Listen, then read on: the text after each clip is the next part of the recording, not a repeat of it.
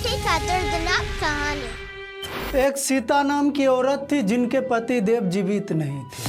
सीता के कारण ही घर में हमेशा लड़ाई झगड़ा और कलेश होता था। फिर इनके तीनों बेटे ने सीता के साथ जो किया, आप पूरा कहानी देखने के बाद रोने पर मजबूर हो जाओगे। तो कहानी शुरू करते हैं। इसमें सीता के 3 बेटे थे। बड़े बेटे का नाम कैलाश, मझले नारायण और छोटे बिज्जू था। कैलाश की पत्नी राधा, नारायण की पत्नी भावरी और बिज्जू की पत्नी पुष्पा थी। घर में सब कुछ अच्छा चल रहा था। माँ जो थी अपने बड़े लड़के कैलाश के पास रहती थी, उन्हीं के पास खाना खाती थी। लेकिन ये बात कैलाश को अच्छा नहीं लगा।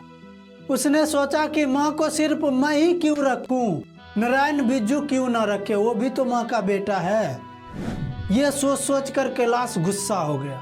फिर दोनों भाई को बुलाकर कहता है, माँ को रखने का ठेका सिर्फ मैं ले रखा हूँ, तुम लोगों का भी तो कोई फर्ज होगा। तुमने कौन सा घर से हिस्सा नहीं लिया, तुम कौन से माँ के बेटे नहीं हो। उसकी बात सुनकर नारायण कहता है, आप जैसा कहेंगे वैसा ही कर लेंगे। फिर कैलाश कहता है, मैं क्या कहूँ, कौन सा तुम्हें दिखाई नहीं देता।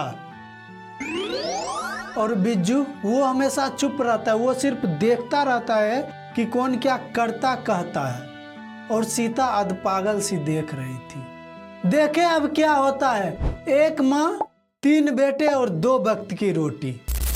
तीनों भाई लड़ते लड़ते ये फैसला किया कि माँ को एक महीना बारी बारी से अपने अपने पास रखेंगे।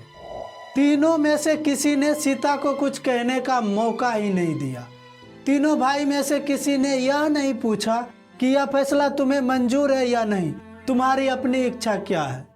सीता सोचती है, खैर कोई बात नहीं, यदि आज हमारे पति देव जीवित होते और यह तमाशा देखते तो क्या कहते। वो तो गुस्से से लाल पीले होकर गालियां निकालते, थप्पड़ या लात मारते, ऊपर से कहते, क्या समझ रखा है मुझे, मैं तुम्हारे इन 2 रोटियों के भरोसे बैठा हूँ क्या। अभी तो इतना क्षमता है कि तुम जैसे 20 भिखारियों को रोटी डाल सकता हूँ। पर सीता सोचती है कि पति देव के होते हुए कभी ऐसी बात उठी ही नहीं। उन्हें क्या खबर थी कि ये लोग 2 वक्त की रोटी के कारण ऐसा करेंगे। कुछ दिन बाद होली थी। यही तय हुआ कि होली के बाद माँ बारी बारी से एक महीना सबके पास रहेगी। होली के दिन भी सीता उदास थी और उस दिन कैलाश की पत्नी राधा ने दाल का हलवा बनाई थी। कैलाश के जो बच्चे थे उसको पता चल गया था कि दादी माँ कल से नारायण चाचा के हिस्से में खाया करेगी। तो बच्चे लोग जाकर कहने लगे, दादी माँ बाय। माँ कह रही थी कि कल से आप नारायण चाचा के हिस्से में खाया करेगी। सचमुच आप वही खाना खाएगी क्या। और शाम को जब सीता खाना खाने बैठी तब कैलाश की पत्नी राधा बोली, दाल का हलवा आप ही के लिए बनाया है, खूब पेट भर खाना। सीता सोचती है कि दाल का हलवा हो या रूखी रोटी, खाने के लिए बैठने के बाद तो पेट का गड्ढा भरना ही पड़ता है। रुचि हो तो 2 कौर ज़्यादा, नहीं तो 4 कौर कम। आज के बाद यहाँ से मेरी रवानगी हो जाएगी। कल से नारायण के हिस्से में खाना पीना होगा। फिर यहाँ के पानी में भी साझा नहीं रहेगा। बच्चे के पास आना जाना भी बंद हो जाएगा। अब सीता एक के बाद दूसरे और दूसरे के बाद तीसरे के हिस्से में लुढ़कने लगी। कैलाश के हिस्से से नारायण के हिस्से में, नारायण के हिस्से से बिज्जू के हिस्से में। हिस्सा बदलते ही बच्चे हर्षित होकर उसके पास आते और कहते, दादी माँ कल से आप हमारे घर खाना खाएगी, हम साथ साथ ही खाएंगे एक ही थाली में, ठीक है ना दादी जी। सीता रोने लगती है कि ना समझ बच्चों को भी पता चल गया है कि मैं बारी बारी से खाना खाती हूँ। 1 महीने से 1 दिन भी अधिक नहीं रखता कोई बेटा। महीना होते ही बेटा कह देता है, महीना पूरा हो गया, चली जा यहाँ से। अब 2 महीनों के लिए आफत टली। शाम होते ही जब कभी बच्चे माई माई रोटी दे वाला खेल खेलते हैं, तब सीता को महसूस होता है कि यह कहानी आज भी सत्य है। 5-6 बच्चे में से एक जना भिखारिन बनकर बारी बारी से सभी बच्चे के पास जाता और एक ही बात कहता, माई माई रोटी दे। और उसे एक ही उत्तर मिलता, यह घर छोड़ दूसरे घर जा, यह घर छोड़ दूसरे घर जा। जब सीता यह खेल देखती है तो रोने लगती है और सोचती है बिल्कुल यही स्थिति आज मेरी है, मैं भी इस भिखारिन जैसी हूँ। महीना होते ही बेटा कह देता है कि माई यह घर छोड़ दूसरे घर जा, और मैं आगे वाले घर के लिए रवाना हो जाती हूँ। वहाँ भी महीना पूरा होते ही वही आदेश सुनाई देता है, माई यह घर छोड़ दूसरे घर जा। अब यह घर छोड़कर दूसरे घर और दूसरा घर छोड़कर आगे वाले घर जाते जाते 5 वर्ष बीत गए। ये 5 वर्ष भी सुख चैन से बिता हो ऐसा कहाँ। इन 5 वर्षों में 25 दफा झगड़े हुए। जब सीता बिज्जू के हिस्से में थी तब नारायण की पत्नी भावरी ने अपने लड़के के जन्मदिन पर कटोरी में डालकर रसमलाई भेजी थी। रसमलाई का एक ही टुकड़ा सीता लेके इतने में हल्ला सुनाई दिया। बिज्जू की पत्नी पुष्पा बोल रही थी, अरे अपनी अमीरी दिखाने के लिए रसमलाई भेजी है क्या? जब सास तुम्हारे हिस्से में थी तब तो रूखी रोटी खिलाई उन्हें। आज महारानी जी ने रसमलाई की गर्मी दिखाई है। देखी तुम्हारी रईसी, जब सास हमारे हिस्से में हो तब तुम अपना माल अपने ही पास रखना, मुझे जब क्षमता होगा हम खुद ही खिला देंगे।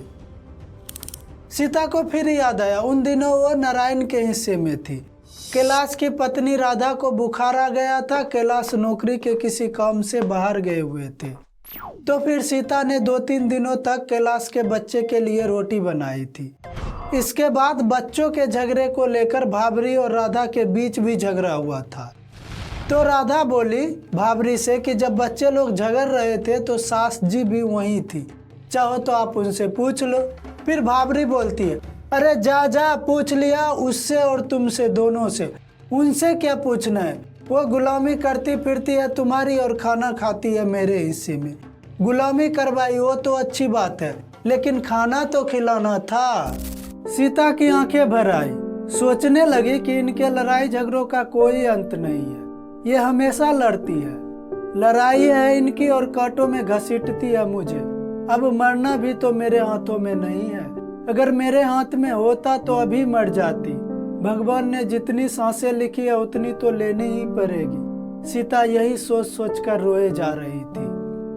सीता को महसूस होने लगा कि कहने को तो यह घर है, यह घर गली के लोगों की नजरों में अच्छा खाता पीता घर है, लेकिन यह खाते पीते घर में ही खाने पीने को लेकर झगड़ा है। उन तीनों में से इतना कमजोर कौन है जो मुझे अपने पास नहीं रख सकता, मेरा खर्च नहीं उठा सकता? तीनों के पास किसी चीज की कोई कमी नहीं है। 5-7 व्यक्तियों के खाने के पीछे एक व्यक्ति का खाना तो ऐसे ही निकल आता है, लेकिन फिर भी ये लोग एक पेट के लिए इतने झंझट करते हैं। ये लोग सुबह शाम गाय कुत्ते को भी तो रोटी डालते हैं, फिर मेरी रोटी में ऐसा क्या है कि इन लोगों को हमेशा नए ढंग से सोचना पड़ता है। आज तो हद हुई। कैलाश ने नारायण और बिज्जू को बुलाकर कहा, यह बात अच्छी नहीं लगती कि माँ महीने भर इधर उधर लुढ़कती रहे। मेरे हिसाब से यह ठीक रहेगा कि हम तीनों ही भाई मिलकर माँ को हर महीने 50-50 रुपया दे दिया करेंगे। 150 रुपये माँ के लिए काफ़ी है, और चाय तो हम पिलाते ही हैं, आगे भी पिलाते रहेंगे। रही बात रोटी की तो खुद पकाएगी खाएगी। नारायण ने कहा कि आपकी जैसी मर्जी, मुझे तो मंजूर है। आज तो बिज्जू भी चुप नहीं रहा, बोला इधर उधर लुढ़कने से तो अच्छा ही है, कम से कम अपनी जगह पर ही तो रहेगी। इतनी बात होने के बाद सब कमरे में बिल्कुल शांत होकर बैठ गए। कुछ देर बाद बिज्जू बोला, माँ को पूछ तो लेते। फिर कैलाश कहता है, माँ आजकल किसी बात के लिए ना नहीं कहती है, अगर कहे भी तो हम उसका थोड़ी ना सुनेंगे। फैसला तो हम ही तीनों करेंगे, बस हमें ठीक लगना चाहिए। जब सीता ने यह सुना तब वह कुछ नहीं बोली, बारी बारी से तीनों बेटों की ओर निहारने लगी। उसकी आंखों के आगे अंधेरा सा छा गया, मगर रोने की आवाज होठों से बाहर नहीं निकली। हृदय का एक टुकड़ा रो रहा था, उसके भीतर आंसुओं का समुद्र सा भर गया। सीता सोचती है कि मैं यहाँ रोटी खाती हूँ तो कौन सी मुफ्त की खाती हूँ, इनके बच्चों को देखभाल करती हूँ, बर्तन साफ करती हूँ, कौन से हाथ घिसते हैं मेरे, लेकिन ये लोग 50-50 रुपए इस काम की मजदूरी दे रहे हैं क्या? जब मुझे मजदूरी ही करनी है तो कहीं भी कर लूँगी। दुनिया में काम की कौन सी कमी है? और नहीं तो किसी के घर बर्तन भांडे ही साफ कर रोटी खा लूंगी। सवाल तो रोटी का ही है। अगले दिन सीता ने अपनी 2-4 कपड़ों की गठरी बांधकर अंधेरे अंधेरे ही घर से निकल गई। उस समय उसकी आंखों के आगे न तो अंधेरा था, न ही धरती और आकाश के बीच घुटन हुई। आज आकाश अनंत था, धरती बहुत ही बड़ी थी और वह रास्ता बहुत ही चौड़ा था जिस पर वह रवाना हुई थी। सबसे बड़ी बात यह थी कि उसके चारों ओर खुली हवा थी। Thank you for watching.